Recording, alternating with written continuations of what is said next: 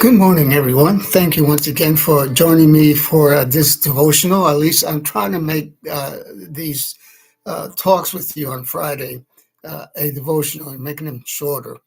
But typical preacher, once you get into this, another thought comes and then another thought comes, and before you know it, you're sharing more than what was supposed to be a devotional. So bear with me. I'm trying to do that. Now, today, we're going to talk a little bit about, uh, let's see, the stages of aging. The stages of aging. Now, our text is Psalm 71:18.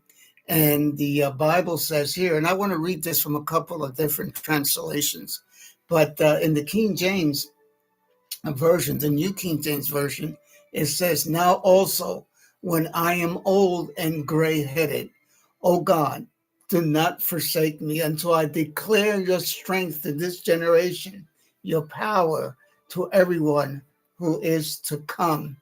And then from the ERV, it goes like this: "Now that I am old and my hair is gray," got a little bit going on over here. Don't leave me, God. I must tell the next generation about your power and your greatness. Let's see. Then from the easy to read Bible, it reads this way: "And even when I am old and my hair is gray, do not turn away from me, God. I need to tell people still to be born about your great strength. My descendants need to know about your power." Wow. And then the last one, this is from the Message Bible. You got me when I was unformed. Uh, when I was unformed, okay. God, and taught me everything I know. Now I'm telling the world your wonders.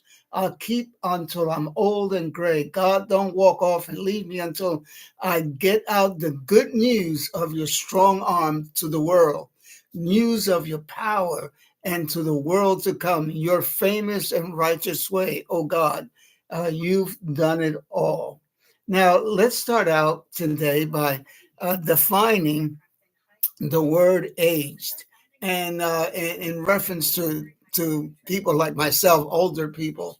And one of the definitions of this word is having acquired a desirable quality or undergone an expected and desired change with the passing of time.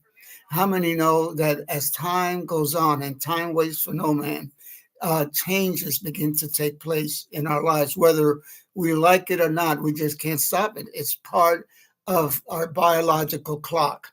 Now, the word age is used in the Bible to denote, first of all, a period of a man's life. That's found in Genesis 47:28.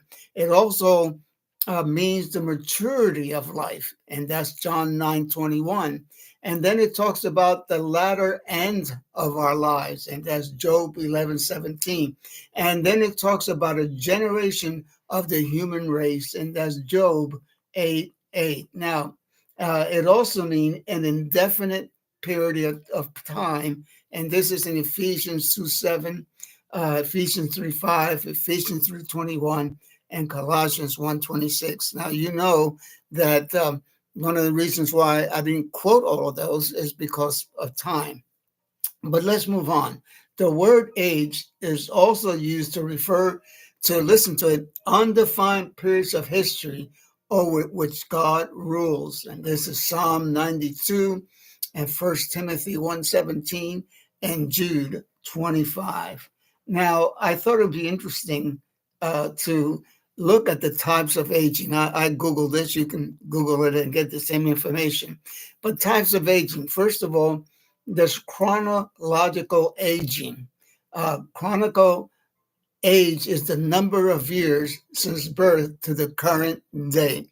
So how old are you today?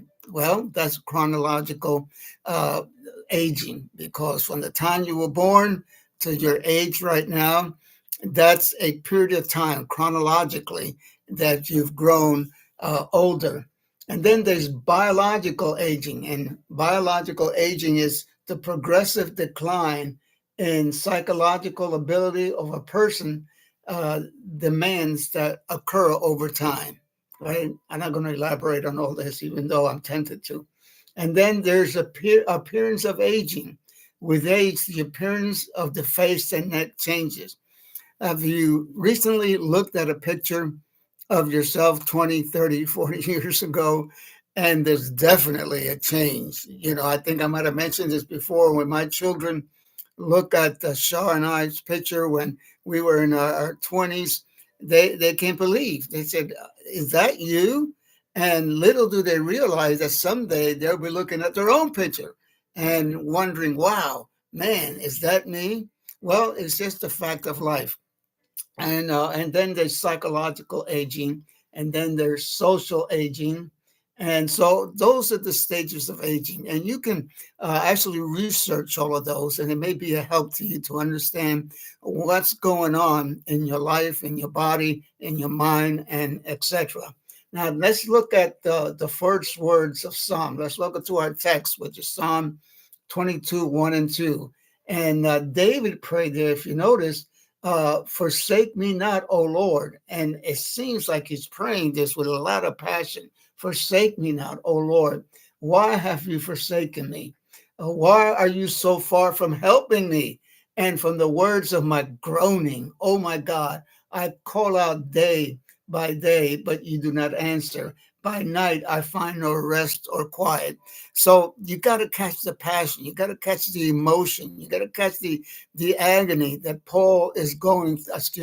that David is going through at this point, crying out to God in this way.